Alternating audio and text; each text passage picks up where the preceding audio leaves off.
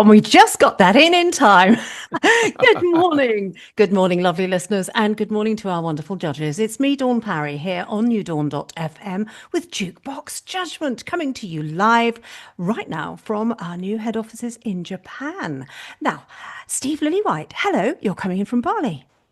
Yes, good morning, Dawn. Good morning, Phill. And good morning, Barry Upton. I see a skeleton crew, but, you know, the cream rises to the top, as we always say in the music business. So it's great to see you all. And the Zoom screen is a little bit more intimate. When you've got ACDC. No, it's not called that thing where everything has to be in order. It looks much more in order. It's not called ACDC, is it? ADHD. No, I know. Well done, Barry. Well done. No, that's attention deficit disorder, actually, that Barry just said. It's what's the thing where people, like, you know, the tennis players always going like this? HGTV, and you can see all the detail of everything. HGTV, that's right. It's something to do with heavy goods vehicles. That's the one.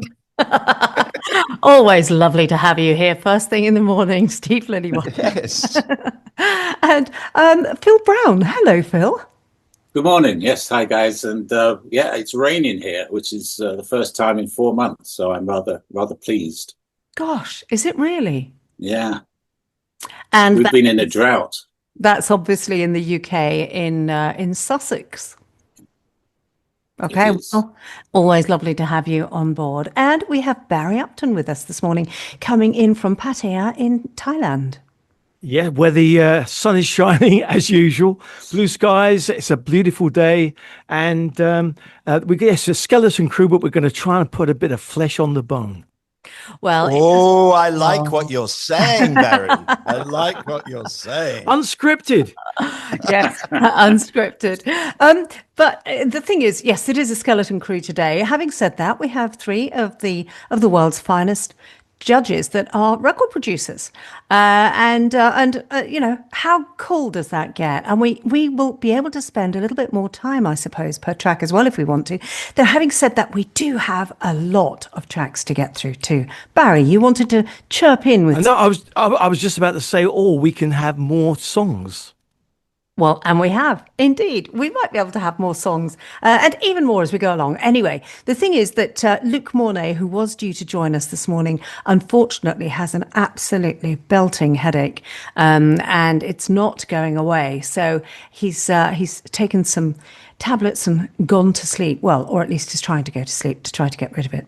So migraines can be absolutely horrendous. I've never had one personally, but I gather that they are dreadful. Any of you lot ever get them? No. Luckily, no. My father did. Interesting, Barry. That's really interesting, Barry. I'm glad we know about you. I've got more interesting comments. Just follow me later. I've got a funny feeling. Did they start just when you were born? What's that?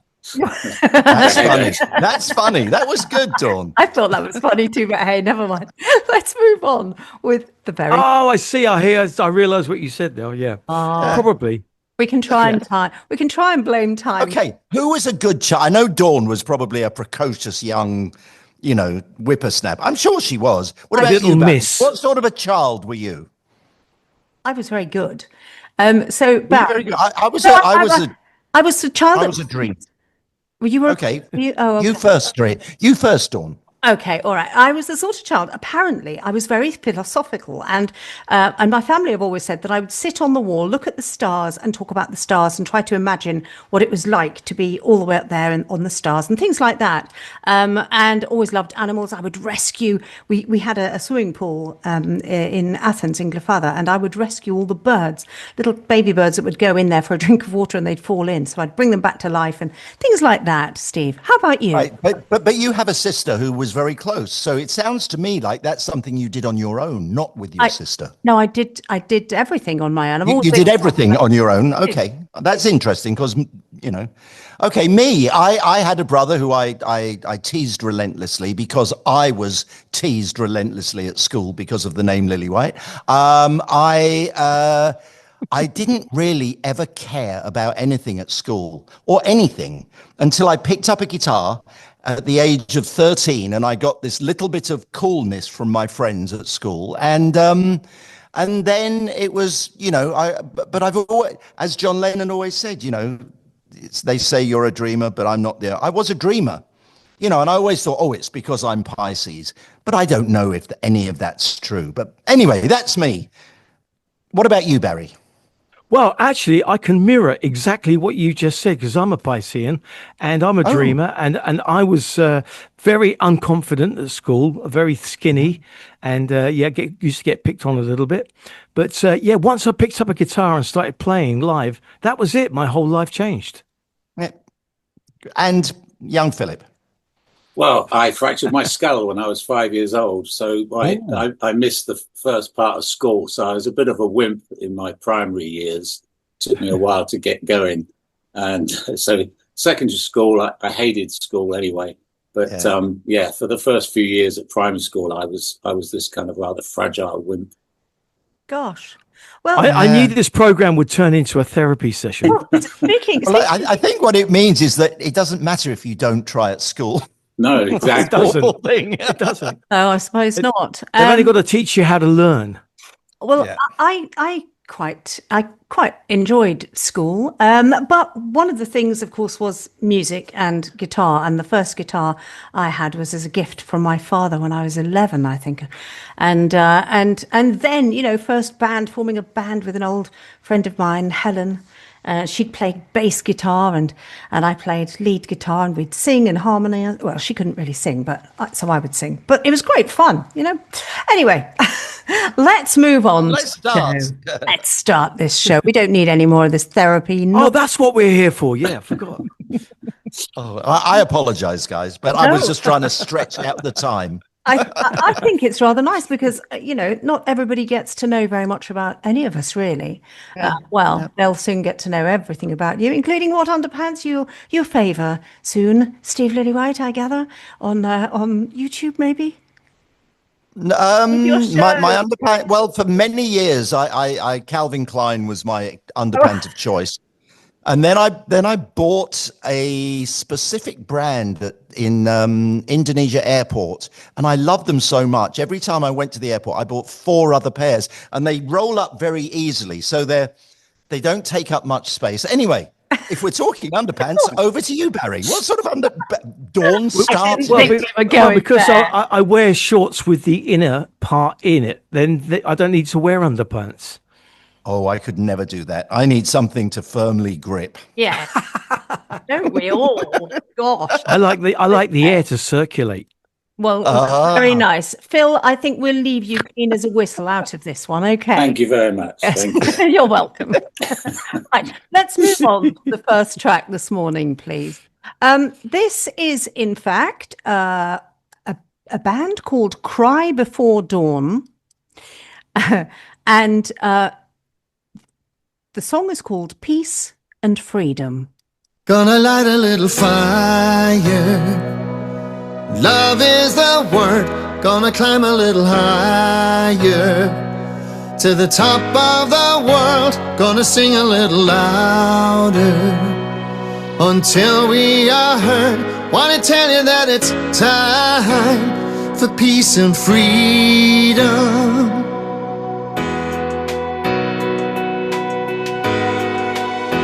Gonna sing to my sisters, gonna ring like a bell, gonna shout to my brothers. We got stories to tell, gotta wake each other from under the spell. Cause you know that it's time for peace and freedom. Wanna tell you that it's time for peace and freedom. No God above us would rain on lovers and watch our children getting torn from their mothers.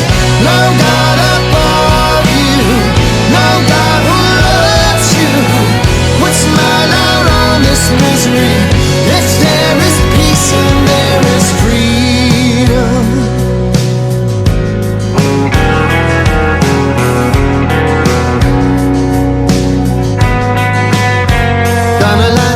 Fire for the helpless and weak. Gonna climb a little higher higher. For the ones who can't speak, gonna sing a little louder until we are free. Time for peace and freedom. 'Cause you know that it's time for peace and freedom. Wanna tell you that it's time for peace and freedom. Time for peace and freedom. No God above us would rain on lovers and watch our children getting torn from their mothers. No God above you, no God who loves you would smile out on this misery. If there is peace and there is freedom. Wanna tell you that it's time for peace and freedom. No God above us would rain on lovers and watch our children getting torn from their mothers. No God above you, no God who loves you would smile out on this misery. If there is peace and there is freedom.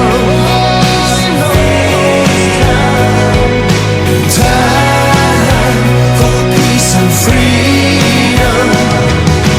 Time for peace and freedom. Time for peace and freedom. Oh, you know it's time. It's time for peace and freedom.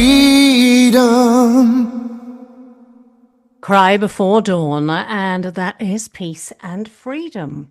And sorry, just trying to sort something out here on my desk.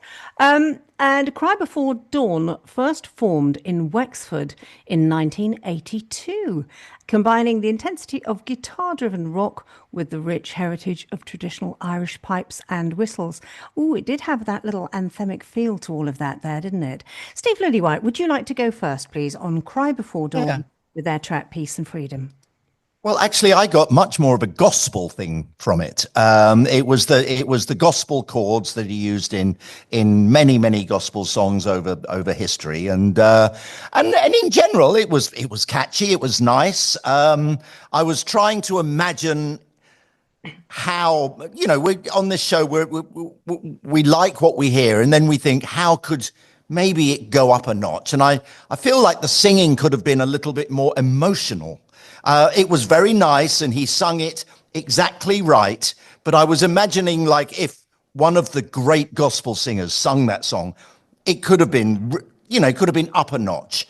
And I'm not saying that singer can't sing, but just, he can sing. But maybe if he tore his heart out a little bit more during the performance, and it would have been a little less tidy, and it might have had a little bit more heart. That's my only thought, but a good start. Very good start. Yes, I get you completely on that one. For me, I have to say the Tarheim, the yeah, but that's just you, Dawn. I mean, you're just weird. I just want a bit more passion in it without the ha in the middle of the vowel. Barry Upton. Yeah, I really liked it. That's a great start to the show, and I'm sure that's going to get plenty of play. But the one or two negatives about it, it's time for peace and freedom. Well, it's always been time for peace and freedom. So I would challenge the lyrics just a little bit. That annoyed me a touch. However, putting that aside, the only other thing was that I agree with Steve about the fact that the passion in his voice, I think, was because he kept singing the same melody over and over again. And if he'd have changed the melody just that little bit at times, it would have made it that much more interesting and sounded like he really meant it even more. I really like I didn't get a gospel thing from it at all. I got a Take That thing from it. Me being a pop tart, of course. Yeah. But I think if Take That had recorded that would be a massive hit. So the song generally is very, very good. The chords, I really enjoyed the chord changes. And as I said, a great start to the show. Some lovely harmonies in there as well. I can fully get it where you're getting the whole Take That feel from Phill Brown. Yeah, it's a really kind of uplifting start to the show. I really enjoyed it. I thought it was a good song, really well put together, some good sounds. It built well during the track. So yeah, a winner for me. I enjoyed it as well. Already. Oh, 1 out of 1.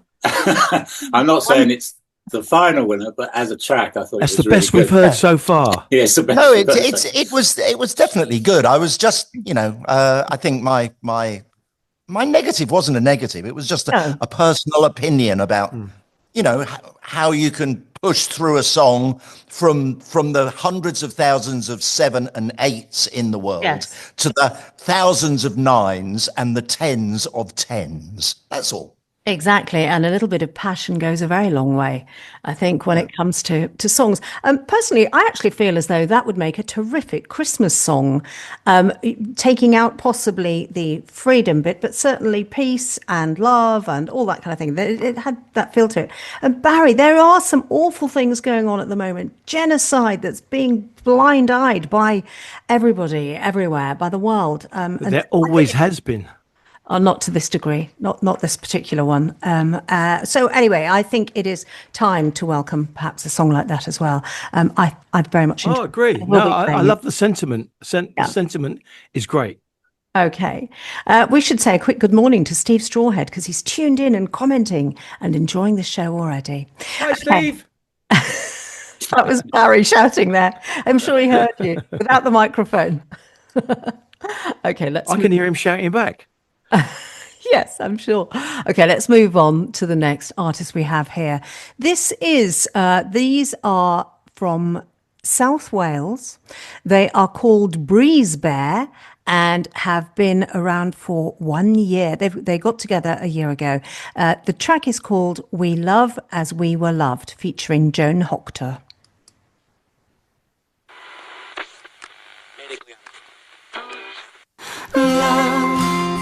As we were loved. Sorry, it's the wrong song. It's BreezBear. The song is Water Slide. Can we do one more? I just wrote all that down.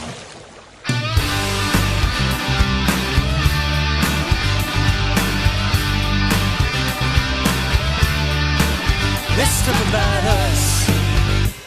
And sometimes we must shatter our illusions in the name of love. Let's talk about me. What do you see? Ball of confusion, ball of confusion. Climbing up the waterside, falling down the other side. Climbing up the waterside, falling down the other side. Na na na, na na na, na na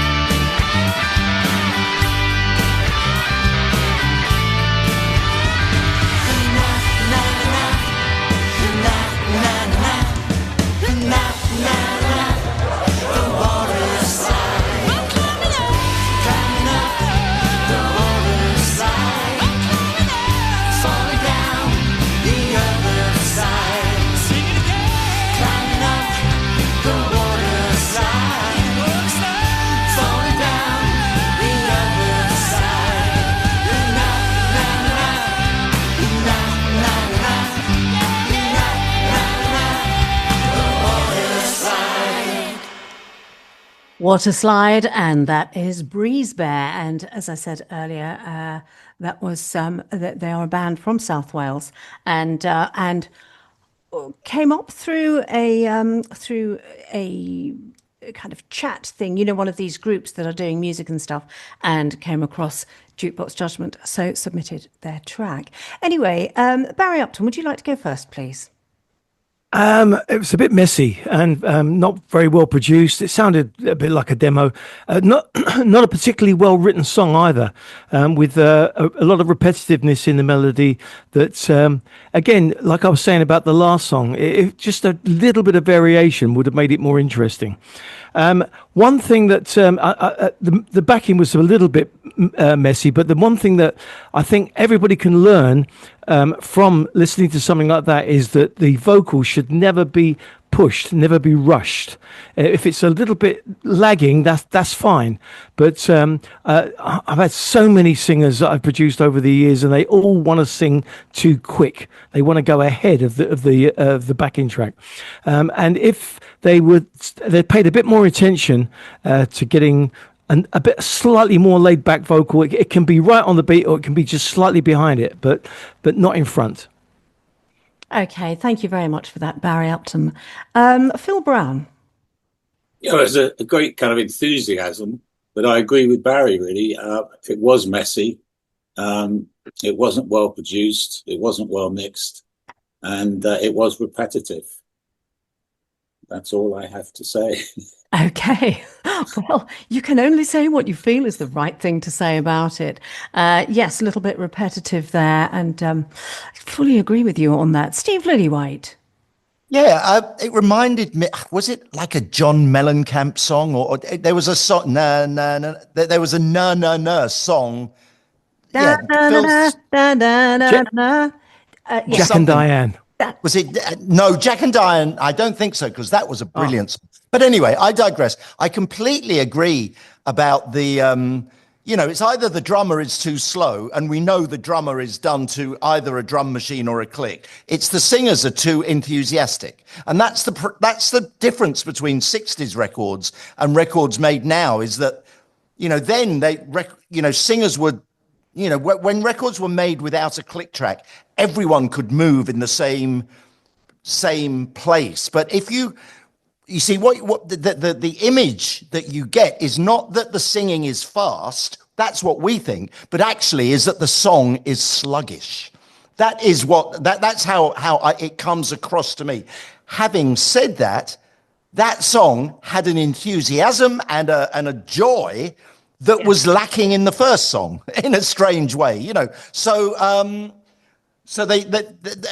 it wasn't bad, It's a joyful band, and they obviously enjoyed. You can feel the joy coming from it. Yes. It's just that they haven't done their 10,000 hours because they've only been together a year. So keep the enthusiasm, practice your craft. You've got the and improve the art. Things will be good. Thank you for that, Steve Lillywhite. I think that was particularly positive as well. They have been together only the last just over a year now. I'll tell you what's interesting, though. I mean, we've all picked up on the fact that the timing between the drums and the vocals just weren't there. It wasn't working properly.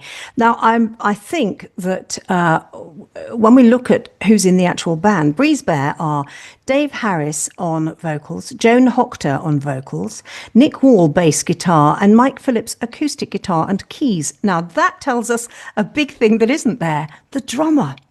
So maybe that's what they actually need, either a drummer or I don't know, something in there to get the timing absolutely accurate between all of them, so that it sounds a little bit more together. Sorry to interject. What they really need is a producer. Well, absolutely they do, as well as either a good live drummer or to, I don't know, do the drumming in a slightly different way. I want to say a very quick hello. I've just been sent a message from Kat, Jude, Craig, and Mai, who are listening in from Appy in Japan in the music office. They're tuning in again, and thanks for the music, they say. Well, terrific to have you tuned in to the show. Thank you very much for being tuned in, and it's great. I hope the padding out of my space there is coming along nicely. Who's ordering the gear to stop the sound from bleeding out everywhere? Okay, now let's move on. The next artist we have is, let's see. Oh my goodness. Right. Now, Deacon Blue have come along with a brand new track. Much Too Close to Love is Deacon Blue's latest track. Let's see what we make of this.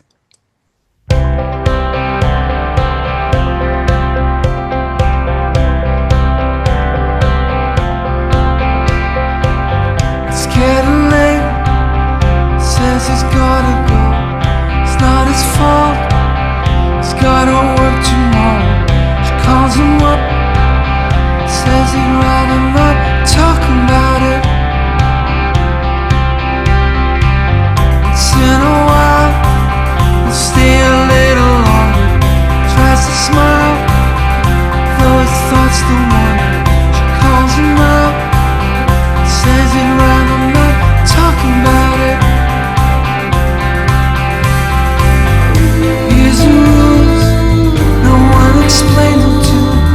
Love's for fools, you can't blame them for trying to break them. It's early in the morning, he's walking on the neon. Says he's gonna have to run. Getting much too close to love, much too close to love. There comes a time, and he knows it's coming. One day, he will decide she'd like to know, but he'd rather not talk about it. Here's the rules, no one's explained them to. Love's for fools, you can't blame them for trying to break them. It's early in the morning, he's walking on the neon. Says he's gonna have to run. It's getting much too close to love. It's early in the morning, he's walking on the neon. Says he's gonna have to run. It's getting much too close to love.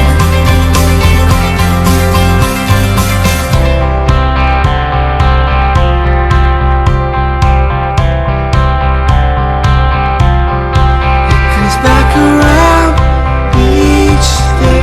She doesn't wanna wake him and say that every time you walk away, something in my heart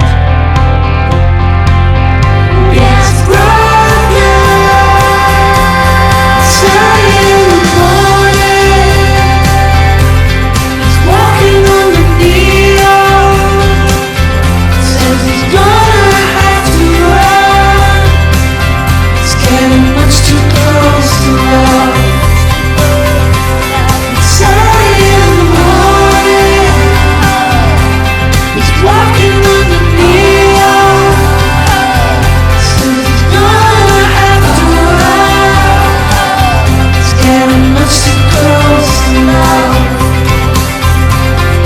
Much too close to love.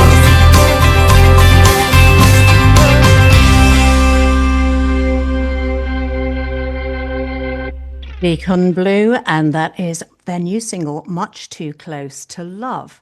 And what they say is, of the new single, Much Too Close to Love, Ricky of the band says that it arrived a bit too late. They were working on the demo up to and hoping that they would have that released sooner. But anyway, they never got round to seeing it as a possible album. So what they're doing is they are going to be doing a great big tour. Starting on the 19th of September, they're doing 15 arena shows across the UK and Air, kicking off in Liverpool on the 19th of September.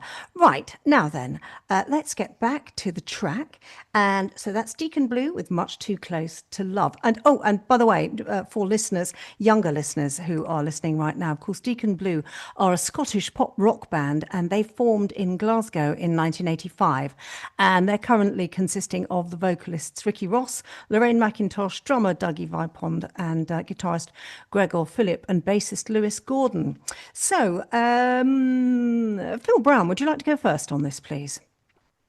Yeah, I mean, it's okay. I had a problem with the diction, to be honest with you. I couldn't really catch all the words.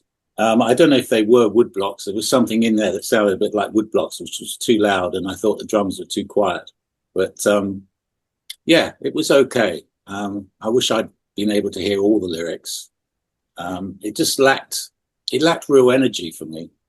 Right. Okay. Maybe a bit overproduced. Steve Lillywhite. Thank you, Phill Brown. I think what the problem was actually is that there were too many unison vocals in the chorus. What you got something, it was probably tracked 4 times, all singing the same unison. Now, you can do that if you sort of split them in the stereo, but I didn't hear any. So I heard this sort of big wodge of falsetto voice that was very loud, but not really distinct, you know. And I think if they cleaned out those vocals and had less, you know, it would, and then you would have felt a bit more intimacy. I really loved, but when the second verse came in, I went, oh, I love this verse. Yeah. This verse is great. First time it came round, it was like a setup for me. The pre-chorus was probably not classic, and I liked the chorus, but the way the chorus came in for me, it was that the balance between the vocals was too many just unison falsettos for me, and it's a pity. I've always been a fan of Deacon Blue, and Ricky Ross is a Scottish legend, and I'm so glad that they can sell out arenas, you know, because they didn't have a lot of hit records, and so well done to them, and yeah, he's a good man. I've seen him on sort of daytime television, and like last year or something, you know. Very good. And you know, I think it's probably one of those songs. The song will probably transcend my little questions. I like the word neon in the chorus. And I like the pedaling of the chords, you know. Yeah. All of that was good. I did enjoy it. Just for me, just a little bit stodgy in terms of the vocal production. There you go. Okay, thank you very much for that, Steve Lillywhite. Barry Upton. Yeah, I thought exactly the same when it came in on the chorus. One of the great things about Deacon Blue is the blend between his voice and the girl's voice, and it wasn't there because, as Steve rightly said, it's all overdone. I was getting annoyed with the slapback echo on his voice. They never used to do that, and yes, that layering of vocals, especially on the chorus where they could have done something different, and maybe the girl has maybe sung something different and done like a backing vocal or something. But it is nice to hear that. I've done it many times, as you know, with the male and female voices, and I love the blend. And I've always loved Deacon Blue. This is not quite up to what they used to bring out, but it's all the elements are there. It just needs a better mix. And at one point I thought, I'm sure Phil's going to say, oh, I can hear the vocal, but I can't hear the instruments. And you almost said it. So it does need a better mix, without a doubt. But look, a lot of older artists don't make such a good quality record as that. So well done. Absolutely well done. You know, very true. Yeah. And the very fact that they are still selling out arenas is wonderful. And that's one of the things that they did always do very, very well. They created a huge following, and that following is still there. Okay, so let's move on to the next artist we have here. We have a band called, now this is a duo from Bristol in the UK. They are called Foreign Affairs, And the track is called The Last Dance.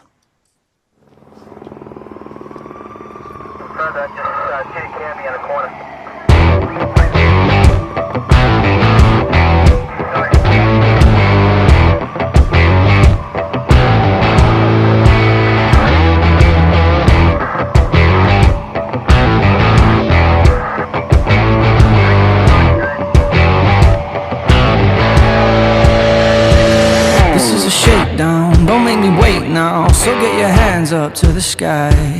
This is the last dance, don't take a half chance. I know the button's right by your side. Take your time, take a minute. Take this bag, go and fill it. I'll be glad if you give it up.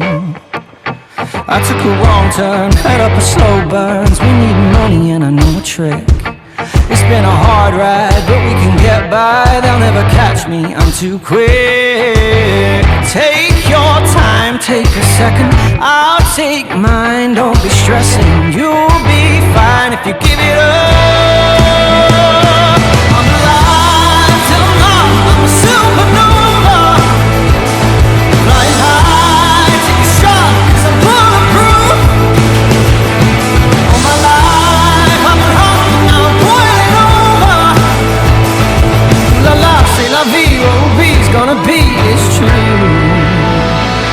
I hit the next one, and then the next one. You get an appetite for money when you taste some. I wish I told her, I should have told her that everything is going bad, now it's over. Flashing lights, drop the weapon. Fight or flight, I left the message. Honey, I won't be coming home. I'm alive till now, I'm a supernova.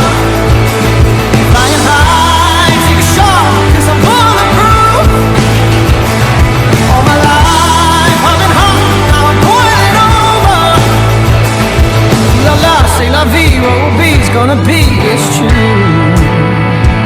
So take your time, fill it up. Take a second, just a second. I can wait, take the bag, fill it up. Take a second.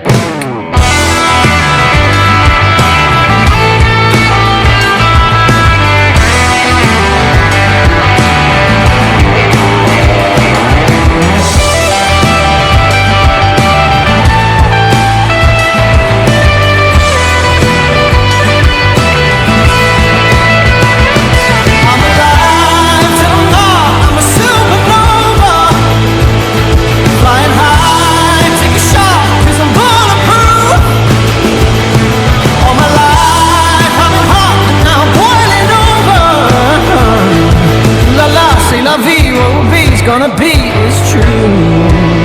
Yeah, it's true.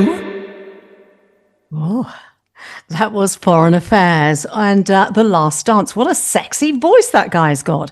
Steve Lillywhite. Oh, yes, that was a great record. I tell you what that record had. That record had light and shade. And just for me personally, I'm not a heavy metal guy. I don't like that sort of music. So this is about as heavy as I can go. You know, anything heavier than this goes into sort of, well, I mean, having said that, we all love evil, which is a lot different, you know. So yes, there are things that are exceptions, but in general, this for me is sort of Bad Company. This is you know, classic rock and tastefully done. The light and shade is good. It goes down to nothing and then it goes big.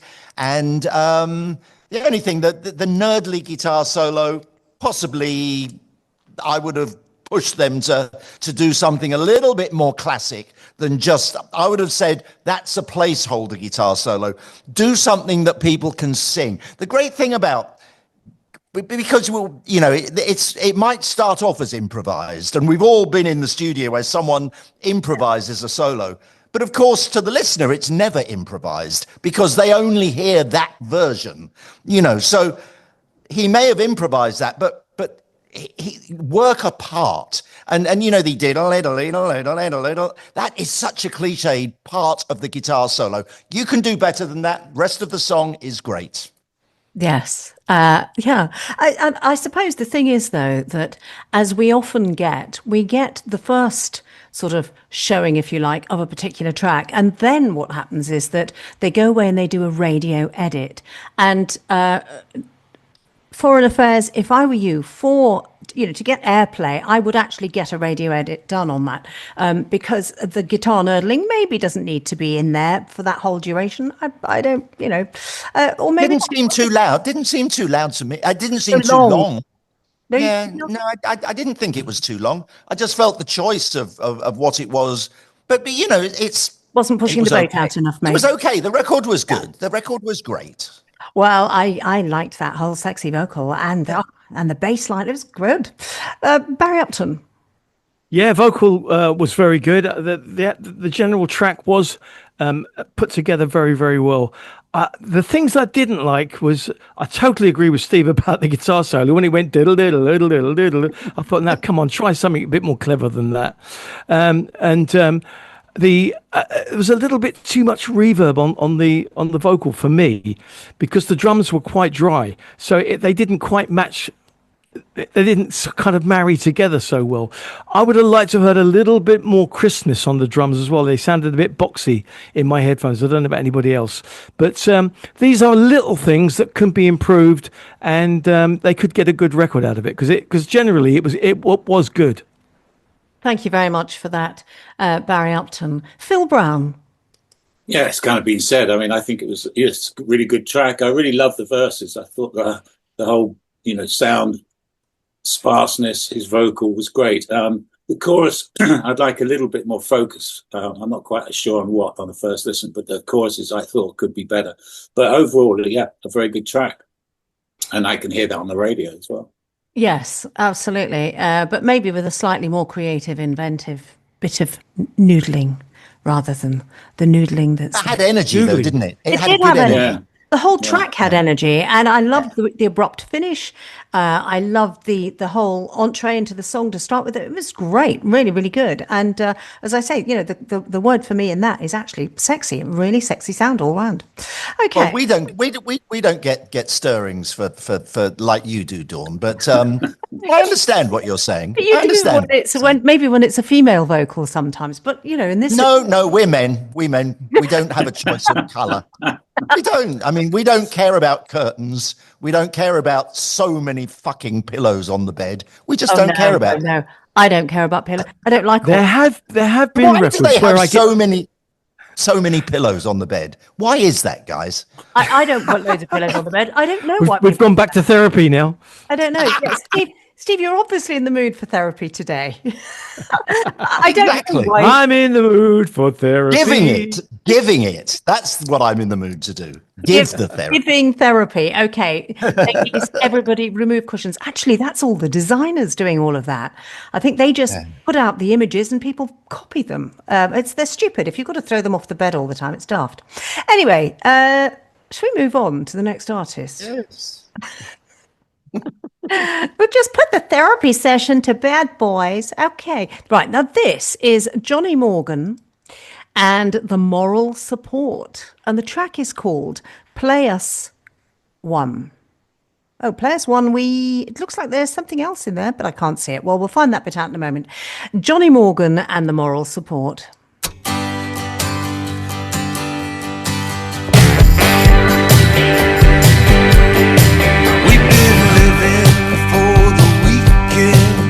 Trying to make ends meet. Why don't you spare your feelings for some other show? Play us one we know. We've been out on the corner throwing them back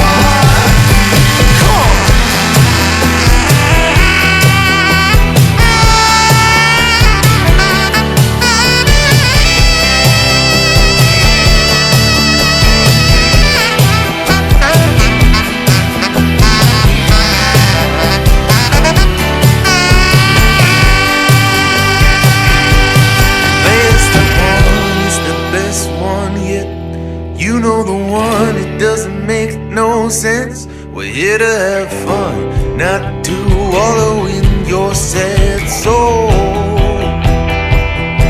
So before we go,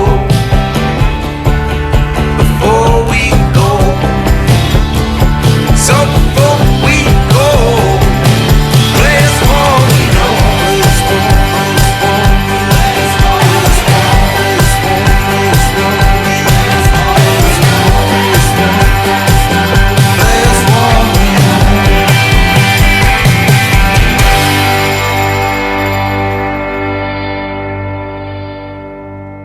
Jonny Morgan and the Moral Support with Play Us One We Know. He is the Bob Harris Americana Emerging Artist of the Year. That's the award that he won for last year. And Jonny Morgan is an indie singer-songwriter. He's actually really young. I've just got an image of him here. Looks full of fun and with an unashamed passion for ambient and emotive soundscapes, drawing inspiration from artists such as Nathaniel Ratliff, Alabama Shakes, and Michael Kiwanuka. Sorry, Steve, what did you just say there? Sorry, where's he from? I'm just having a look. Having journeyed across North America in 22, he returned back to London. Right, so he's from London. Okay. I'm guessing, reading this. Yeah, so there we go. Okay, so Phill Brown, would you like to go first, please? Right. Well, I mean, some fun lyrics. I enjoyed the lyrics. I didn't like the drum sound, and the Barry sax annoyed me, especially in the, the kind of solo section. But I mean, I think there's promise there, but I think it could be more focused, a bit better. I think, say, the drum sound was completely wrong for me, but I did enjoy the lyrics. Okay, thank you very much for that, Phill Brown. Barry Upton. I'm a little bit opposite to that. I didn't enjoy the lyrics. I thought that instrumentally it was pretty good, but I agree with Phill about the sax solo. In fact, we were both looking at each other when it came in and grimacing because it really didn't come in nicely at all. It should have been a little bit more musical, and it was just growly and horrible. And then a little bit squeezy, a little bit like that, you know. But otherwise, instrumentally, it was pretty good. I didn't enjoy the lyrics because I just don't think you should be giving up with an audience and saying, you know, the audience is telling us we're playing it wrong. I don't think you should be admitting that. You either, you know, stick by your guns and play your own material or please them. Please the audience, be crowd pleasers, and do what I've been doing for the past 50 years, and that's mixing it up and and giving something for everybody, right, and keeping everybody happy. So I think to admit it in a song that you're not actually pleasing your audience is not a great lyric. Thank you very much for that, Barry Upton. Oh, but come on, how many times have we been to gigs and thought, oh, play us one we know? Anyway, Steve Lillywhite. I like the title, and I thought the title I thought the titles fitted well in the song, and it was one of those simple ideas that no one's done before, or I've not heard done before. So well done. Reminded me a little of sort of Mark Knopfler, Dire Straits, that sort of thing. And actually, I really did love the brass during the verses when it was in the background, when it was they were these cool guys doing these cool, you know, like cool stacked sort of riffs, which was great. And I thought, oh, that's really good. But then when the solo came in, yeah, it was too sort of Blues Brothers-y, sort of not it didn't work so well, you know, when the solo came in. Again, I would have chosen, you know, something different for the solo. But, you know, nice voice, you know, if he's a good-looking young kid, and you know, it's probably worth keeping an eye on, you know, but not a bad record. Well, I enjoyed the energy in it. I liked it. I liked the free flow feel in there as well. It just came across as somebody who's genuinely creative and rather fun probably to go and see live as well. And I think we'll be giving that one a little bit more airplay too. It's just got a nice loose feel. Anyway, let's move on to the next artist. So that was Jonny Morgan and the Moral Support. Play us one we know. Next artist is a band called Future Shocked, and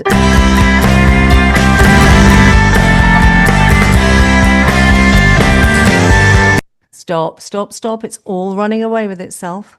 Future Shocked is the name of the artist and the band, and the track is called This Machine Kills Archons or Archons. How would you pronounce that, chaps? Archons. I would say Archons, but whatever you feel. This Machine Kills Archons or Archons. We'll find out when he sings it. We will, won't we?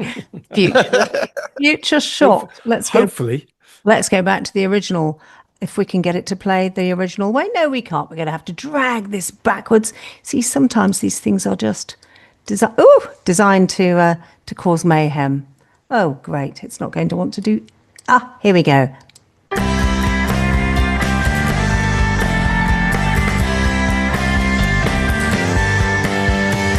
many layers to take out. You know it like the back of your head. Slow it down, taking the weight out. Taking heads out of the sand. This is the life you were born in. Repeated from the point it was sown. A telltale sign of a warning. Information overload. It takes time knowing. Keep the truth flowing. Never think you're out of touch. Too quick, too much. If you open up your mind, if you raise a child,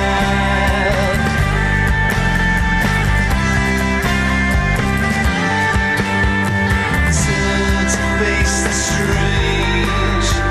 Future method I'll reveal. Shocked by the speed of the change. Nothing has been concealed.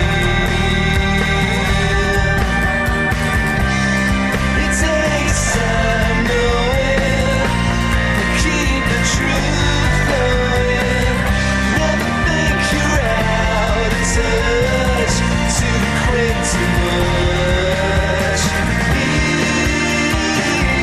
If you open up your mind, if you raise a child.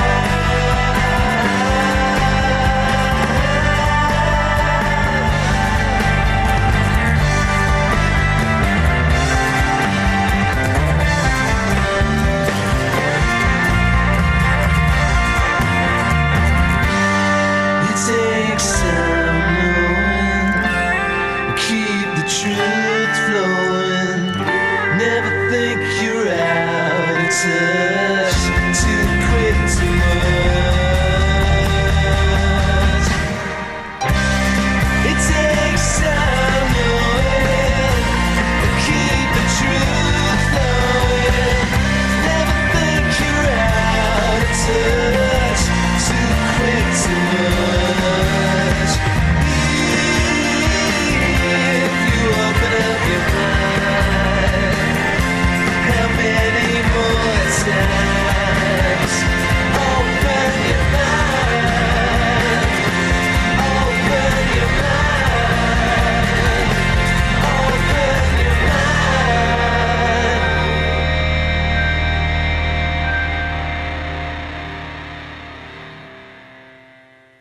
Okay, well, that was actually the other way around. So, Future Shocked is actually the name of the track.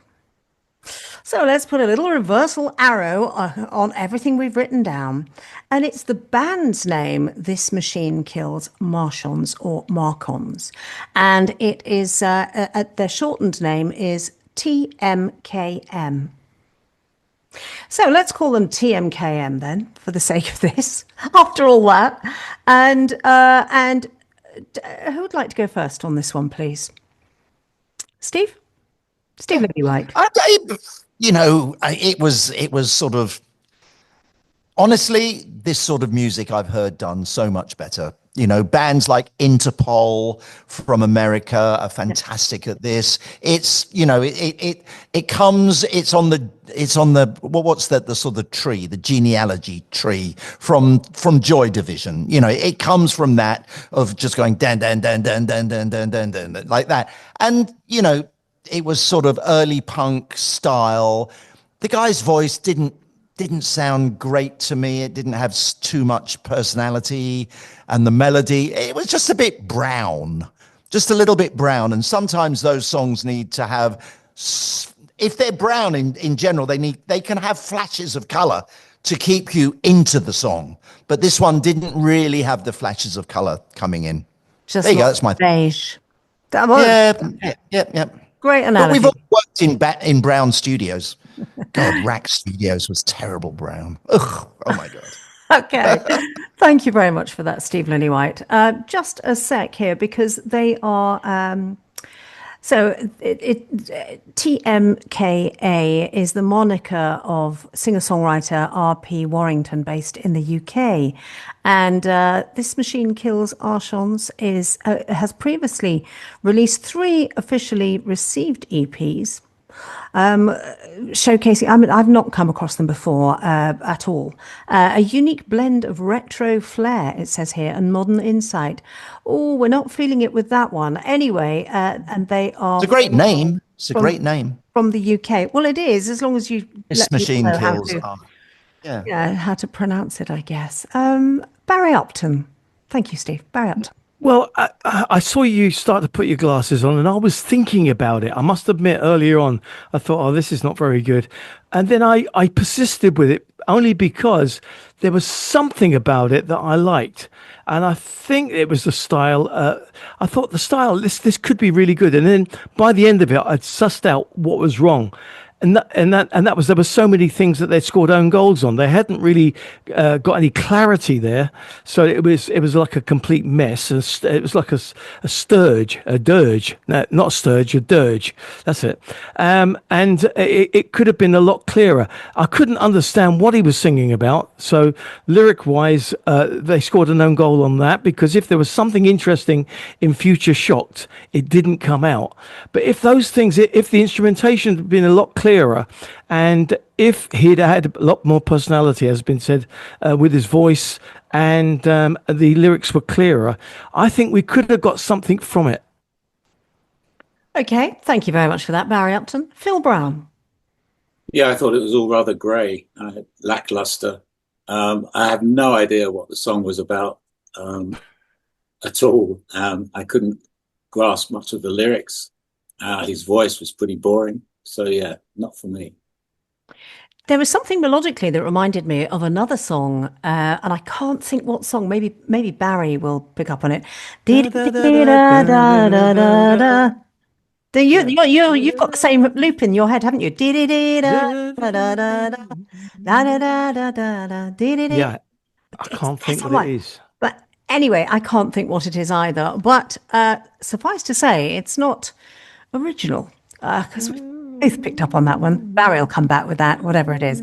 Anyway, I don't think that... I know that you feel that maybe there, it's got something there, but it just didn't do it for me. And no panties on fire here in the studio, I have to say, here in Appy in Japan. So I think for me, that one's got a little bit of a going on.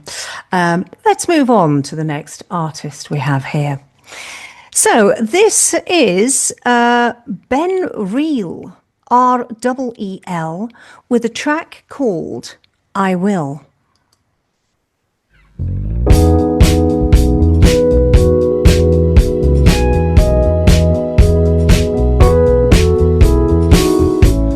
Yeah, I knew when I first saw you, there was a magic in the air. There were higher forces at play. It was the sign we'd meet that day. Our two roads would come together.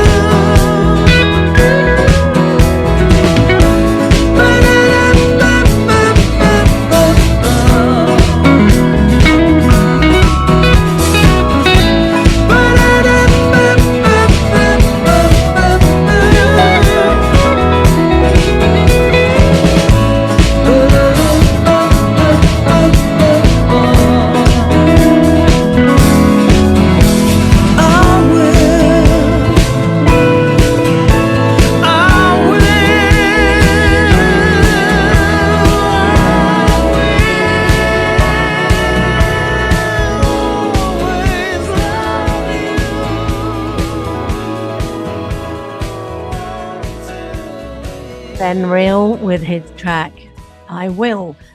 Excuse me. He's an Irish troubadour, and he returns with another studio album. In fact, his 12th studio album, Spirits Not Broken. Now he launched his solo career in 1999 with This Is the Movie, and he's carved out a distinctive path. That kind of reminded me of the whole Marvin Gaye feel there, actually. Barry Upton. Yes, vocal excellent, really, really good. Now, the only thing that the problem with the instrumentation, drums and bass, great. They're holding the rhythm down very, very nicely. But the Fender Rhodes and the guitarist are just playing all the way through, and they're not really playing with each other and not leaving any gaps.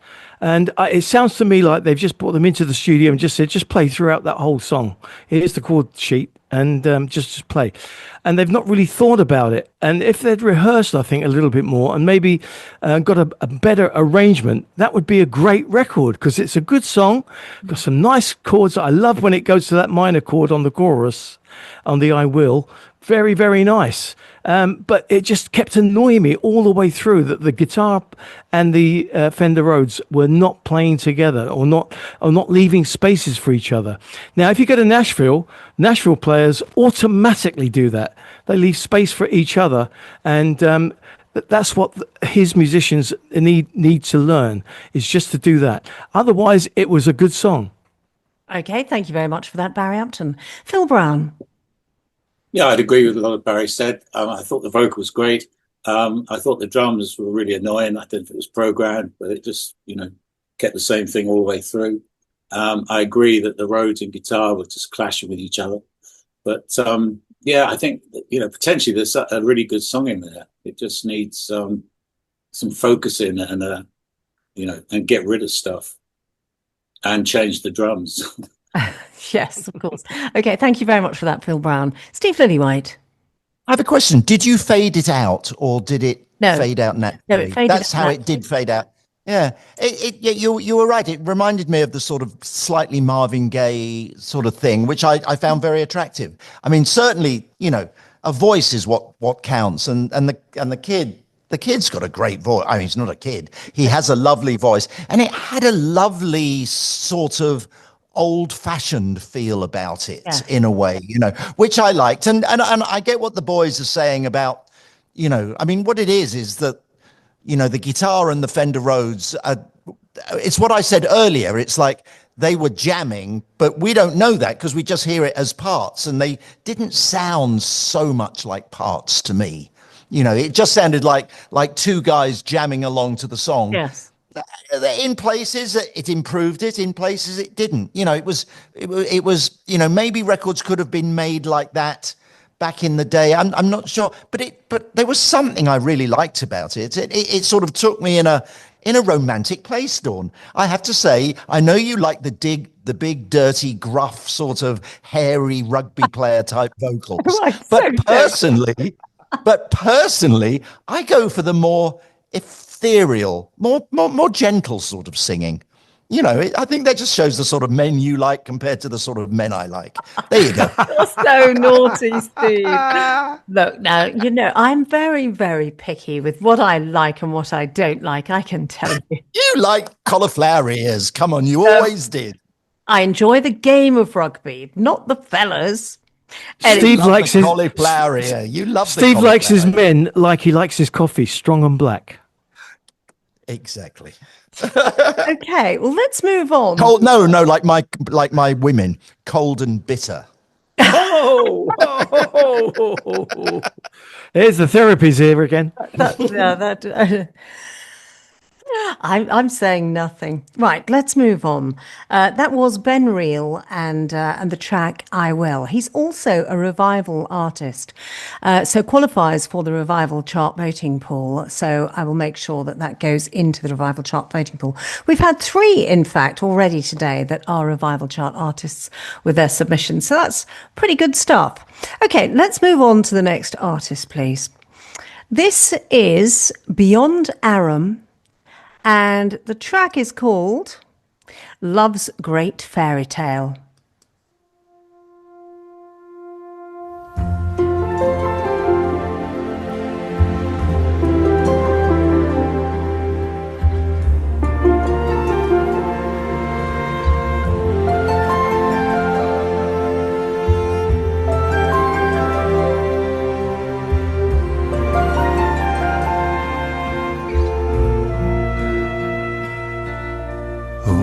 Man told me what to do when my world has turned to blue.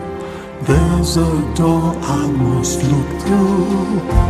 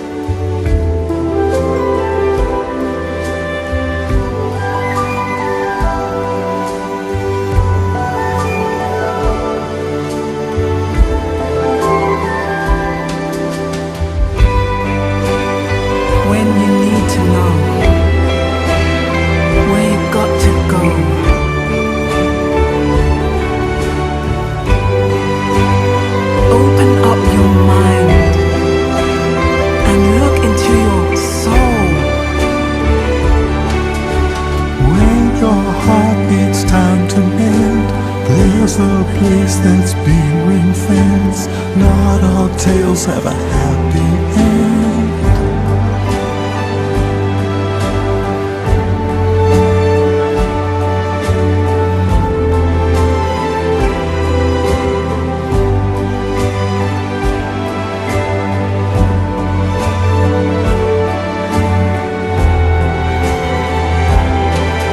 So if I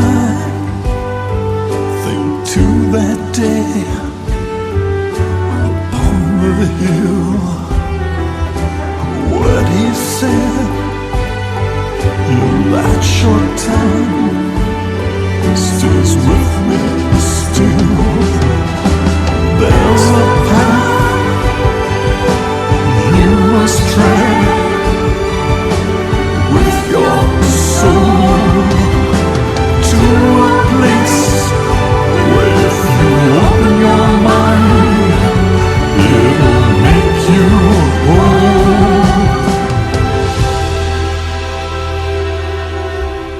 Let me take you where I go to when I feel blue. Love's great fairy tale.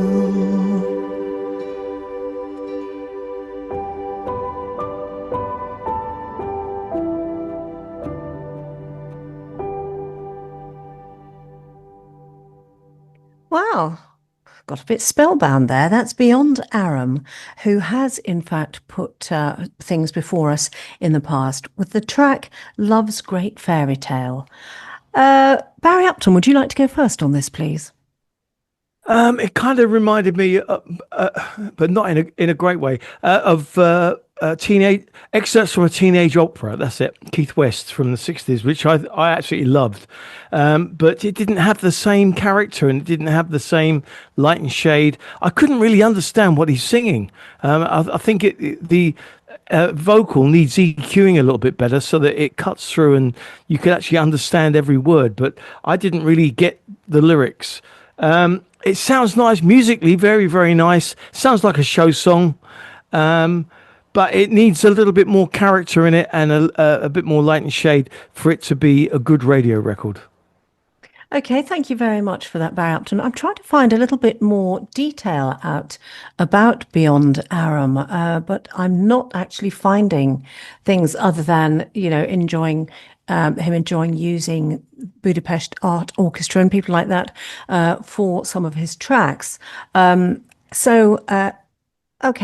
Steve Lillywhite. Yeah, well, so he used the Budapest Orchestra on that. It's one of those. I don't know if he's on know. that precise one, but he does use them on some. Right. And I'm just trying to find out. Okay, well, that's one of those lovely little secrets that if you want to have an orchestra, go to Eastern Europe, and it's a lot cheaper. And they've got some great recording facilities there where you can actually, you can still get a great orchestra. Okay, back to this track. Start off, the voice comes in. It was him and her. Yeah, I mean, you don't need two voices right at the very beginning. It was already confused. Now, for me, at best, he sounded like Scott Walker, which I love, And if that voice was if there was more of a singular story being told by the one guy, you don't need the girl in at the beginning. The only time you heard his voice on his own was right at the end where he says, "Love's great fairy tale." Honestly, you could have built it up. It could have been like MacArthur Park. It could have been, it's such a pity because there's something great in there. But it didn't do it for me because the voice wasn't there for me. In places I got a little glimpse of the voice and I went, Scott Walker. But then I got, no, not quite there for me. I'm sorry, guys. But, there were some beautiful moments, musical moments in there. The pizzicato on strings that would come in every now and again. There were just bits that were just utterly perfect. But yes, I have to agree with you there, Steve. Phill Brown. Yeah, well, instrumentally, I thought it was really dreamy and rather pleasant. It sounded like one of those meditation kind of tracks that you get. But for the vocals, I didn't really enjoy either of the vocals. He seemed to have at times a kind of Brian Ferry influence. Yeah. I loved the instrumental side of it and didn't like the vocals. Yeah, I think there is a good singer in there though. There's something. No, it could be. But it was just how it was done. I think probably. Yeah, the voice has to come up, and I agree with you. You don't need the girl there all the time either. So. Yeah. I think if he re-EQs his voice and makes it lift above the backing, the backing was great, but you just got to be able to hear what he's singing. His lyrics are so important. He's got Rolling Stones vocal levels on a sort of on a Scott Walker show tune song. Yeah, on a show tune. Yeah. Okay. All right. Well, thank you very much for that, chaps. Let's move on to the next artist that we have here. Okay, so the next one is, Boys Don't Cry have submitted. Again, this is great. This is a track that Nick Richards of Boys Don't Cry wrote as a love song to his wife recently. It's called Was Just Thinking About Sex at the Time.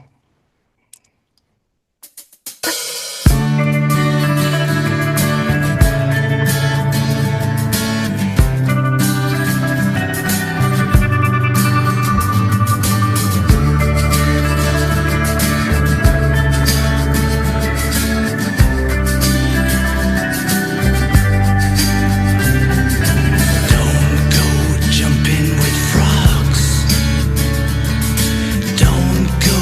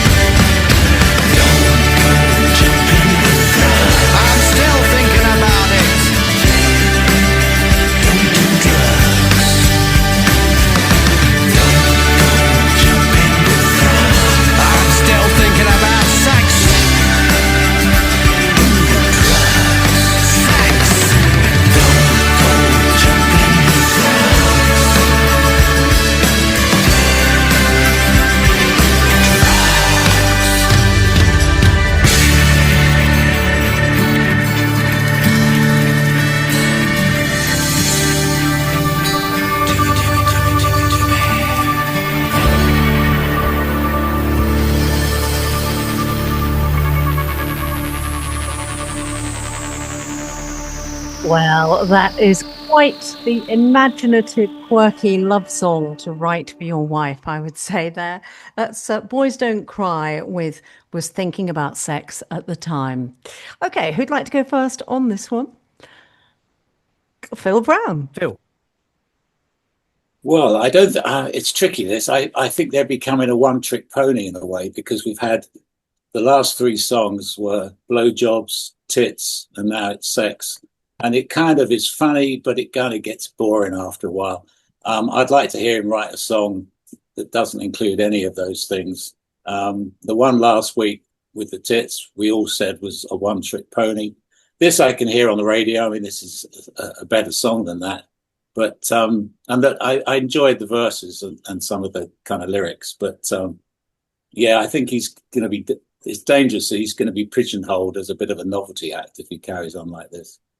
I don't. I've got to be honest. I really, really like that track. I really like it. I'm not quite sure exactly what it is that I love so much. Well, I do like the chorus, and I like the way it bursts in after something that, you know, don't go chasing the frogs or whatever.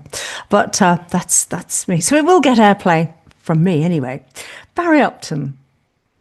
I like the verses, the first two verses. When it got back into the verses a bit later, it was a bit murky and not really that clear. But I like the fact that of the lyrical content and what he was trying to do on the verses. The chorus came in and I thought, oh, my heart just sank. I thought, no, that's just not nice at all. And then once you'd heard it once, that's it, the joke's over.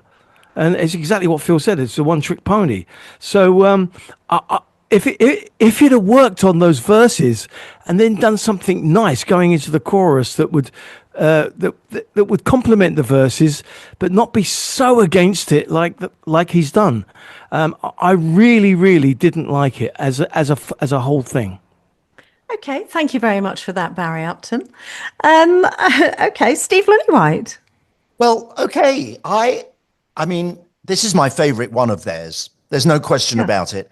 The chorus reminded me of sort of Talking Heads, David Byrne, you know, but with a northern accent. It was very attractive to me.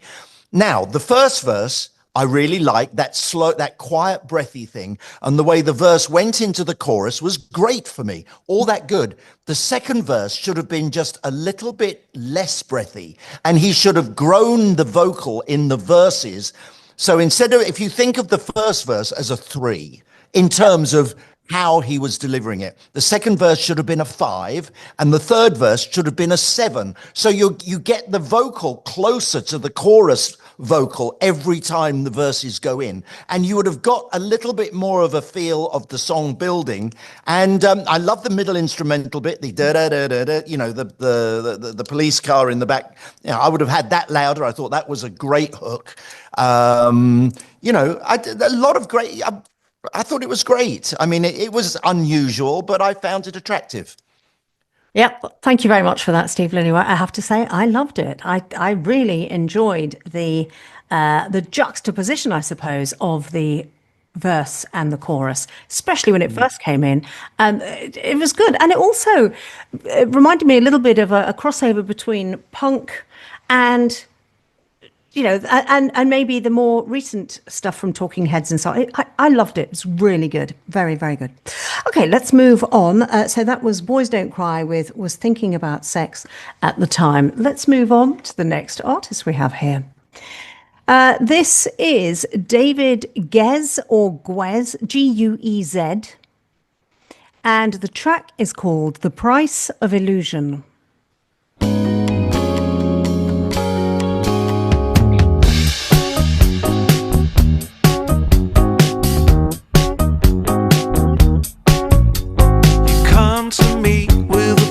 Of illusion, I can see all that you hide. Then you follow me with hopeless confusion. Are you just happy or sad? Screen my world from a force of delusion in search of the loneliest fact. Then you call on me with hopeless confusion. Are you just crazy or mad? It's the price of illusion. I can feel the grip of your heart. I don't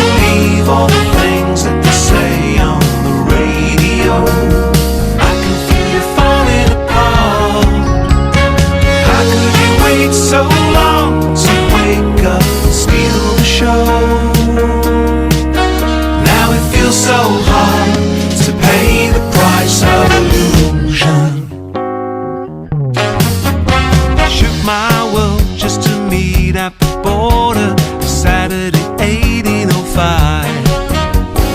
Somehow I can always remember making no plans to survive.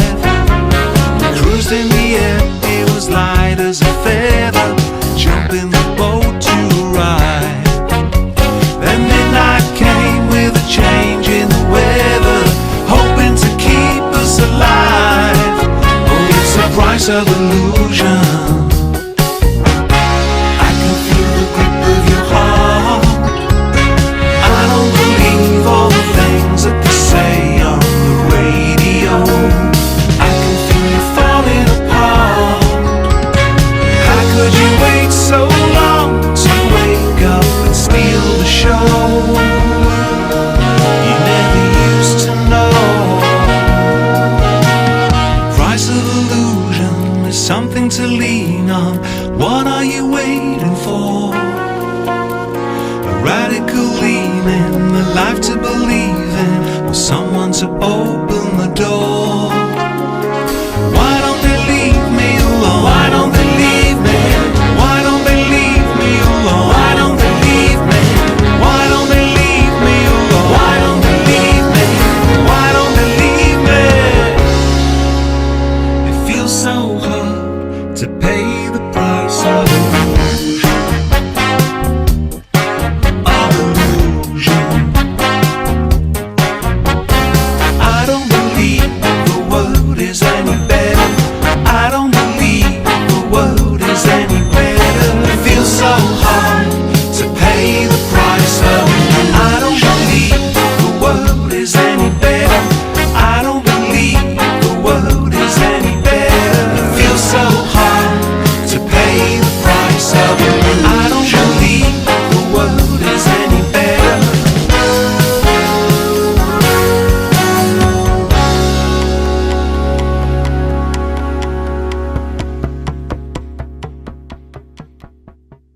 David Guez, and that is Price of Illusion. Now, while I find out some more details, Steve Lillywhite, would you like to go first on this, please? Yeah, it was a bit nothing for me, really. It was the sort of music. If it was, I suppose, I got a little bit of Steely Dan, who, I'm a huge Steely Dan fan, but it wasn't as mysterious as Steely Dan. Steely Dan was really great, and it was in a style of music that at the time I liked, but I didn't like all the other things coming from America similar to it. But weirdly, Steely Dan was cool. Steely Dan was cool, whereas the Eagles and all those other bands in my world were when you were a punk rocker in London, you just didn't care about hearing about Hotel California. Now, of course, I don't mind. But anyway, I just it didn't move me, Okay. Price of Illusion. It was nice, but it was a 7 out of 10 for me. I didn't get it so well. Sorry. Okay, not a problem. Thank you very much for that, Steve Lillywhite. Phill Brown. Well, I think it could benefit from not being done to a click. It didn't have any kind of swing or vibe to it for me. I saw this great interview with Glyn Johns, and he was saying that, that all those great records that we made back in the 60s and 70s, you didn't use a click that often. Now everything is done to a click. And this, to me, is a perfect example of a track that shouldn't have been done to a click. And I think Steely Dan in the same sentence, I mean, they were an amazing band. This was very staid, fairly boring. Okay, thank you very much for that, Phill Brown. And Barry Upton. I watched that same interview with Glyn Johnson. Yeah, you're exactly right, and he was exactly right about that as well. How he just hates click tracks and hates regimentation. This track alluded to be Steely Dan. It alluded to be Chicago. The arrangement was pretty much there. There wasn't a lot wrong with the arrangement, but as Phill said, it did lack a swing. It did lack character. And it didn't quite make a Steely Dan. It didn't quite make a Chicago. So it was kind of like a 50%. of both of those, and so needs a lot more working on. Okay, and is that... However, can I just say, I did quite enjoy it. Okay, thank you for that, Barry Upton. But do you think it is because it maybe sounds a bit dated? Or do you think it is because maybe it's just not got enough verve and joie de vivre in there in the recording? Exactly what you just said, yes. Both of those. Okay, all right. Well, thank you very much for that. I was actually just trying to find out some details about where David Guez is from.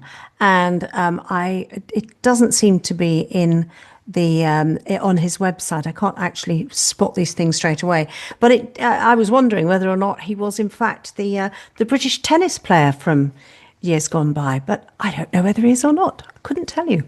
So let's move on to the next artist.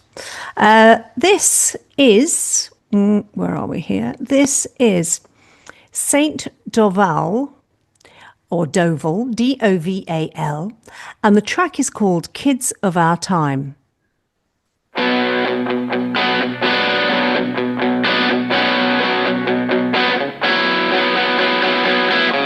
remember when we were sprouts, full of dreams of a big red house.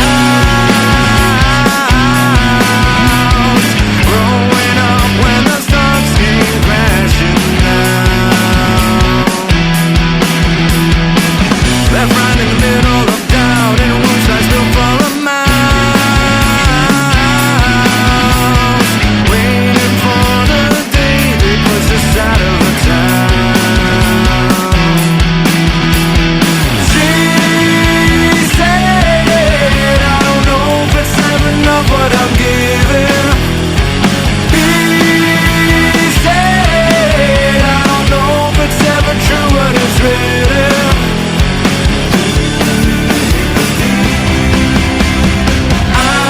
Blind in your devotion, bring me back to that emotion when we were kids in our prime.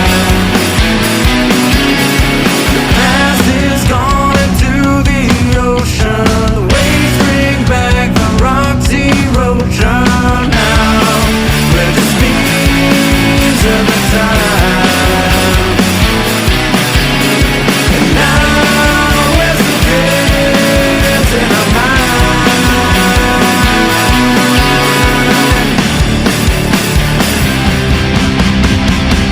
I remember when we were sprouts, full of dreams and our heads in the clouds. Now it's all the grace to be empty to climb.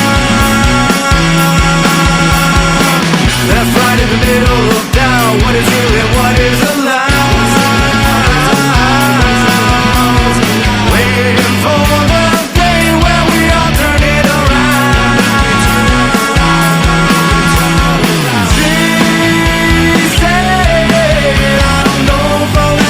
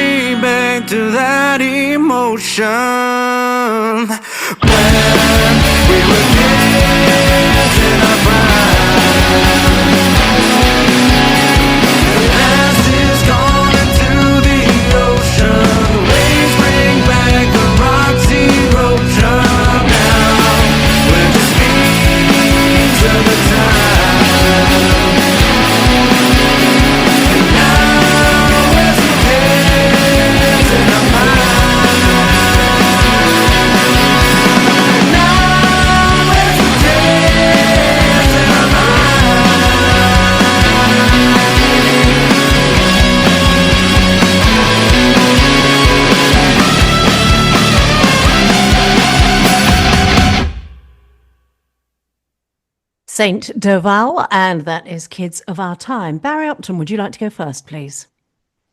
I didn't like it. I'm sorry. It was too much going on. There was everything but the kitchen sink in there, and there were some moments. There was little moments in it where I thought, oh, this is good. This section's good, but then of course it went into something else, and it was just a massive noise. I think quite well recorded.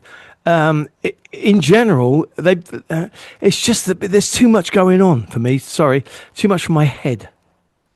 Okay, well, that lovely fluffy little head, but it's don't worry, Sam. Let me just Pop-Tart head. I know. Pop-Tart and cheese. They are from Toronto. They're a Canadian rock artist, or he is a Canadian rock artist. Well, it must be they. Saint Doval, and that is their latest track, Kids of Our Time. Just having a quick look through if there is anything. Okay, so written and produced by J.C. Sandoval, as in Sandoval, which is where they've come up with Saint Doval as the name for the band. Okay, so Steve Lillywhite, would you like to go next, please? Yeah, I thought it was okay. I actually did like the sound of it. I thought it was quite a well-rounded sound. I could hear everything. I'm not sure if it was, the song didn't move me in any way, but it was okay. It was okay. I'm not much to say about that one, really. But it was a good sound, and Canadian rock band. Okay. There are great Canadian rock bands, and there are not such great Canadian rock bands. But everybody must reach more than mediocrity, really.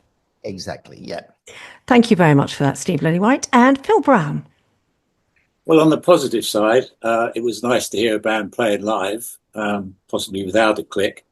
Vocal needed to come up, and I didn't really get on well with the guitar noodling all over the place. It felt very long as a track. So, not really for me either. Okay, thank you very much for that, Phill Brown. For me, it was, well, firstly, I felt the track was too long, actually. It just went on and on. And there was nothing groundbreaking. There was nothing that felt really unique, new, and original. So that one doesn't quite do it for me. There we go. Let's move on to the next artist then. We have She Won Him Too. It's as in SHE number 1, HIM number 2. She Won Him Too. And the track is called Melt Away.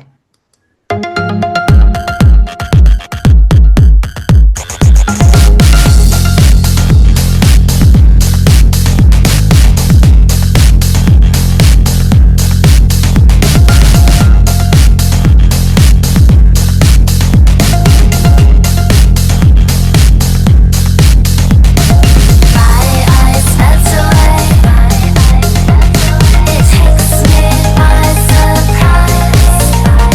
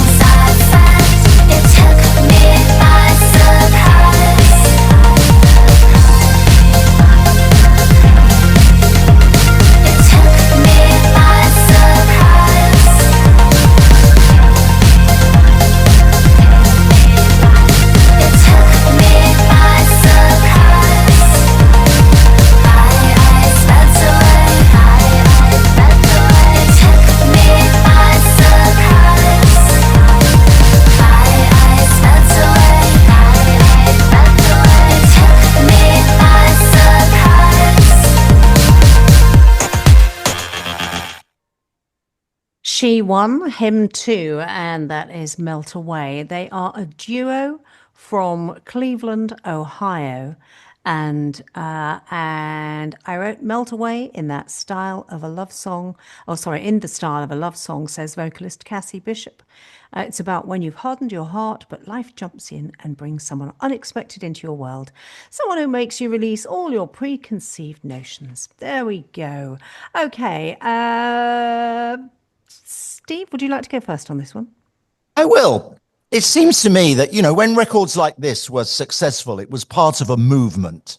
And that movement included funny clothes and silly haircuts and people standing at a single keyboard doing that. And they would have a hit record, without a movement behind a song like that.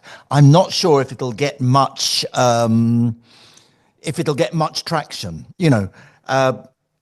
You had Gary Newman sort of started it, and then there was this wonderful, bands. They were like the great ones like Depeche Mode, but also there was Blancmange and all these other sort of bands who made these sorts of records without a movement behind it. And I'm not feeling a movement for this sort of music. I don't know whether they'll get much traction.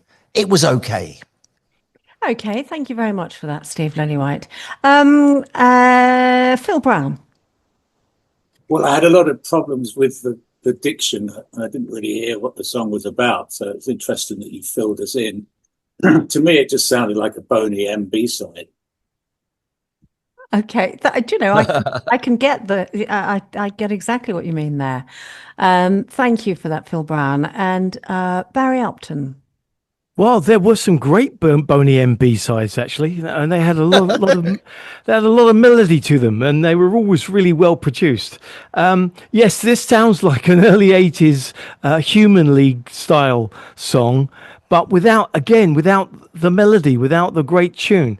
It was quite nice in places. I kept thinking, this is quite a nice sound. I like hearing that old Lindrum snare, because there is something about it that it just takes you back to that time when it was overused, but it did well for a while. And Steve's right about the fashion and stuff that all went with it as well, and the two fingers on the keyboards. That was exactly right.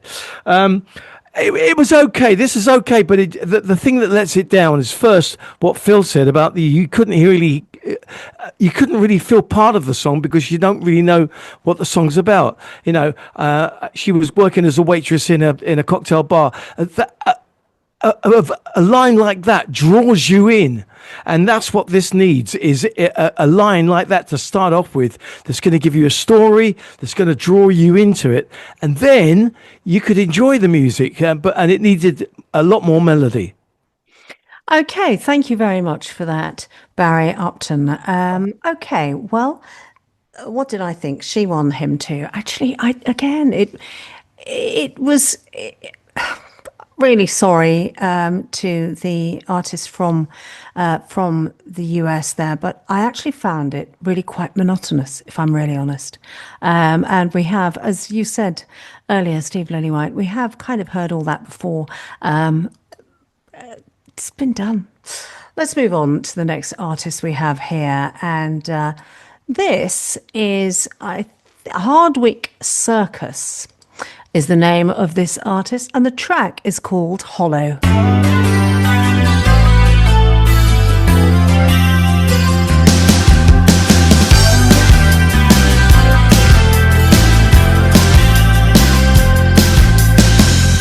I wasn't aware of the insight it gave me. I couldn't stand up to fall into the arms of defeat. I didn't take warnings. Nobody tells me when to stop.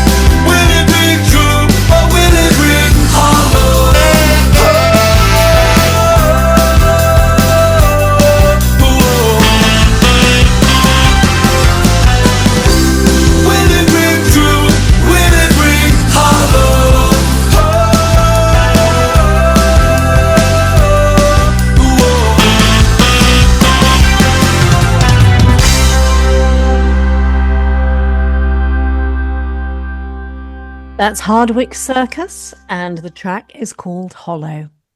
Who would like to go first on that one? And we will have to be quick because it's already 7 minutes too. Steve? Okay, I'll just. Oh, okay, there you go, Barry. Off you go. Well, I've got to fit in very, very quickly a quick promo for my show this afternoon, and in the UK or later on today here, and it's a very special show because I'm celebrating 50 years of being a pro. So do tune in, please. There's a lot of special moments in it. This song. It's a kind of song that I've heard many times before, and it's a great song to hear in a pub or a club for a pub band. But I think for radio, I think we've heard it all before. Okay, thank you very much for that, Barry Upton. Steve Lillywhite. Yeah, well done for him for saying "whom" in a song. Yes, I thought that was funny. I mean, not very often do you get singers saying "whom." I mean, it's very middle class. Very well done. And for mentioning his band's name in the lyric. Yeah. Which is okay. I mean, that was the good thing. That all that auto tune on the voice, or I mean, I'm sorry. It again. It was just these people sometimes just keep pushing yourself, and it was okay, but it didn't. Was it Bring Hollow, or I thought it should have been Ring Hollow because things Possibly. ring.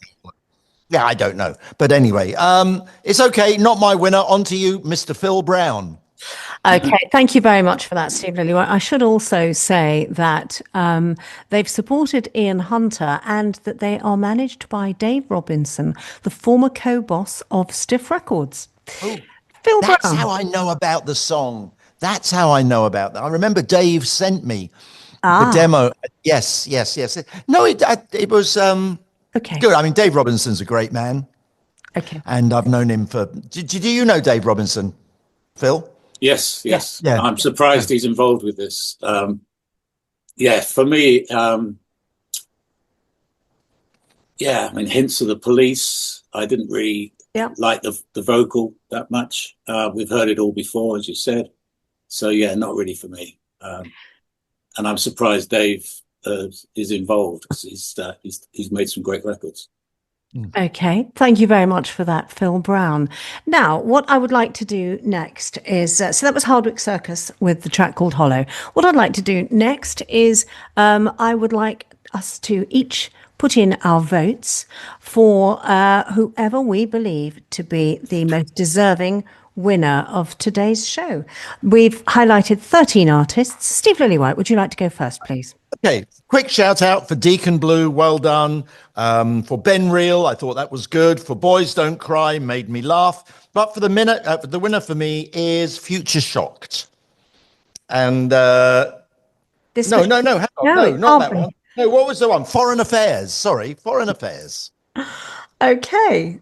Thank you very much for that. Oops, I probably broke someone's heart for a second. Oh dear. Oh well. I'm sure we've done worse on this show. Thank you very much, Steve Lillywhite. Phill Brown, who is your winner of today, please? Yeah, well, I've got two, really. Foreign Affairs and Cry Before Dawn. And I think I might go for Cry Before Dawn. Okay. Wow. Thank you very much for that. And Barry Upton. Okay, I've got 4 sevens. That's Ben Reel, Johnny Morgan, Foreign Affairs, and Deacon Blue. But my winner out in front today is Cry Before Dawn. Okay, thank you very much for that. And I have to say that my winner for today as well. Now, I really enjoyed I liked Deacon Blue. I loved Foreign Affairs. Loved Ben Reel. Boys Don't Cry, enjoyed that track as well. There were quite a few in here. But for me today, it was Cry Before Dawn as well. So there we go. Cry Before Dawn with Peace and Freedom. Congratulations, you have won this week's Jukebox Judgment. So I'm just rummaging about looking for the track now. Here we go. This is Cry Before Dawn with Peace and Freedom. Congratulations all. We'll be back with you on, actually, Barry will be with you at 4 p.m. today. I will be back with you, that's UK time. I'll be back with you 5 p.m. today, UK time, with the Revival Chart. Ciao for now. Gonna light a little fire. Love is the word.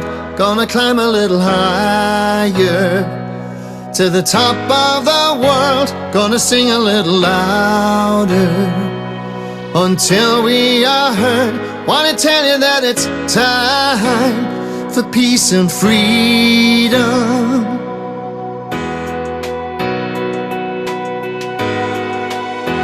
Gonna sing to my sisters, gonna ring like a bell, gonna shout to my brothers. We got stories to tell, gotta wake each other from under the spell. Cause you know that it's time for peace and freedom. Wanna tell you that it's time for peace and freedom. No God above us would rain on lovers and watch our children getting torn from their mothers. No God above you, no God who loves you would smile out on this misery. If there is peace and there is freedom.